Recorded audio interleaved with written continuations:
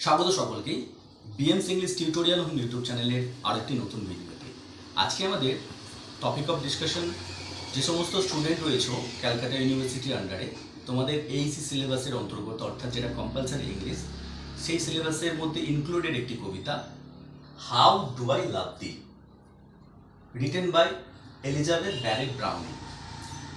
তো how do I love thee তোমাদের এই কবিতাকে আমরা সনেট 43 হিসাবেও কিন্তু বিবেচনা করি, অর্থাৎ কবির লেখা সনেট 43। তো কবিতার বিস্তারিত আলোচনার পূর্বে আমরা কবি এলিজাবেথ ব্যারেট ব্রাউনিং সম্বন্ধে দু চার কথা জেনে নেব তোমাদের সুবিধার্থে। এলিজাবেথ ব্যারেট ব্রাউনিং, তো এখানে নামের শেষে যে ব্রাউনিং কথাটার মধ্যে একটা কিন্তু মিল পাচ্ছি। কোন দিক দিয়ে? ইংলিশ লিটারেচারে আমাদের ব্রাউনিং আরেকজন আছেন কবি, অর্থাৎ রবার্ট ব্রাউনিং।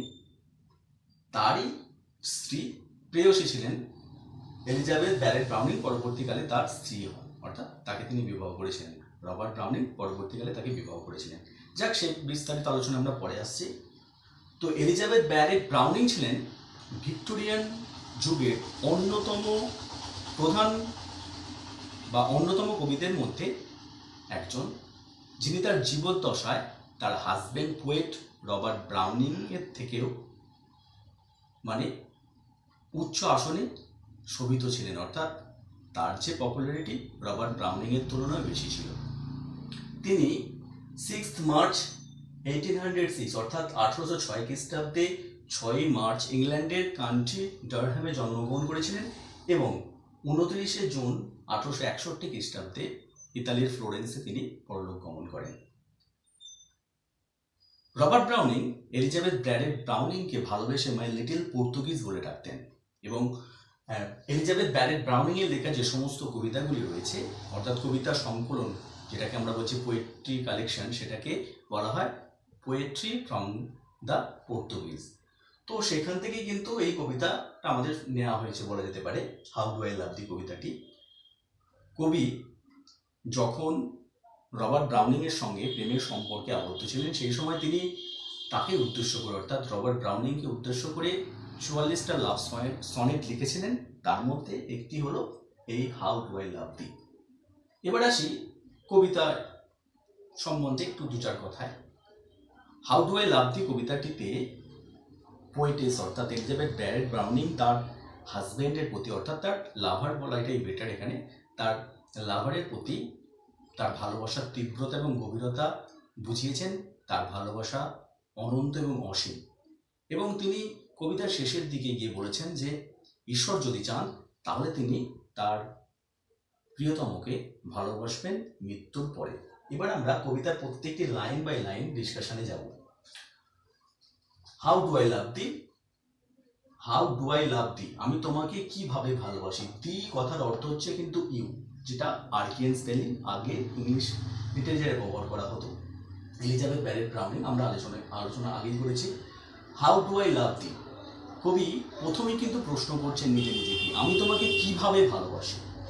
পরবর্তীতে তিনি বলছেন let me count the ways, আমাকে সেই পথগুলি গুনতে দাও। বাস, তিনি কিভাবে ভালোবাসেন সেই পথগুলো বা পন্থাগুলোকে তিনি নিজে চেয়েছেন সেটা তিনি গুনবেন। I love thee to the depth and breadth and height my soul can reach, আমি তোমাকে ভালোবাসি হৃদয়ে সেই গভীরতা থেকে, অর্থাৎ at the bottom of her heart।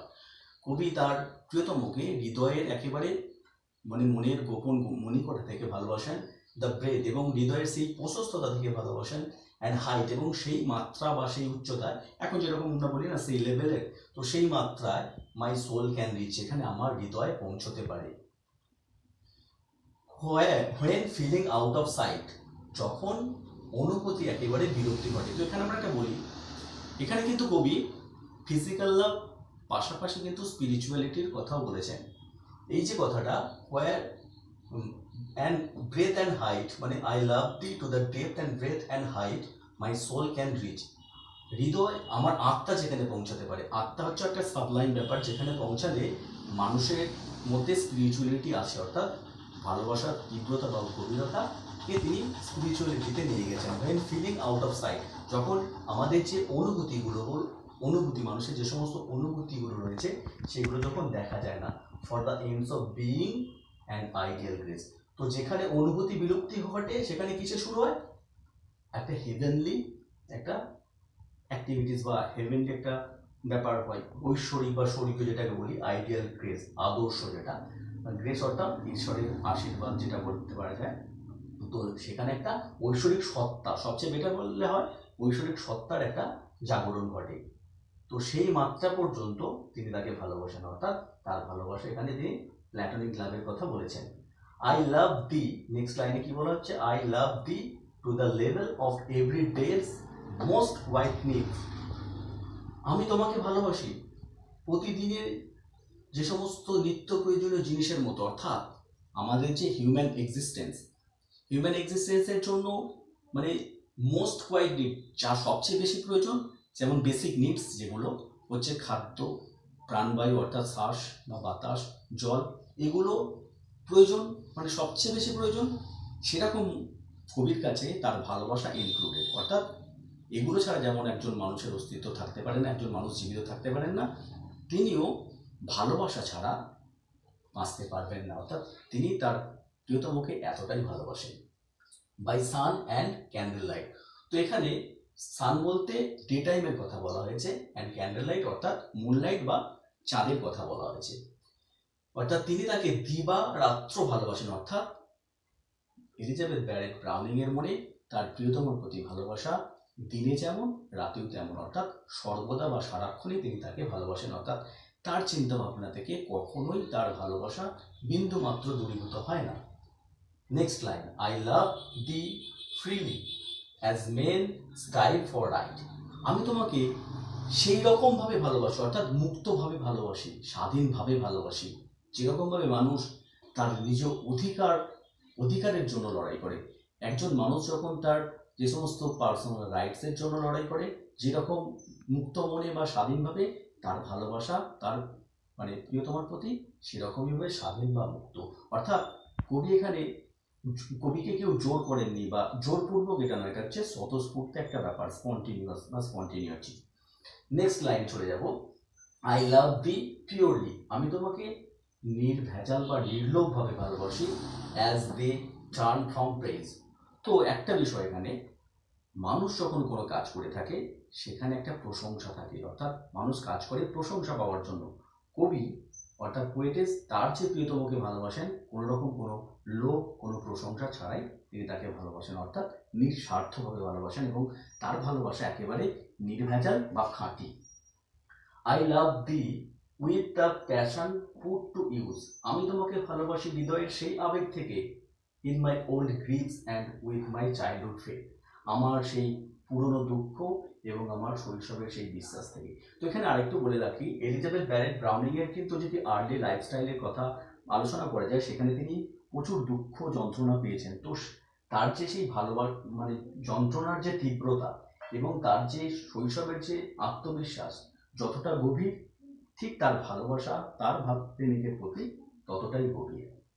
Next লাইনে চলে যাব, I love thee with a লাভ। আমি তোমাকে সেই ভালোবাসা দিয়ে ভালোবাসি, I seems to lose with my lost sense. তো সেন্স কথার অর্থ হচ্ছে যে পবিত্র একটা ব্যাপার।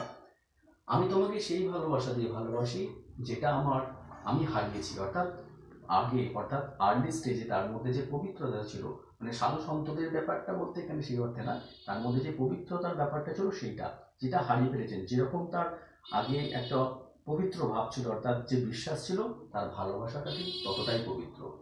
I love thee with the breadth.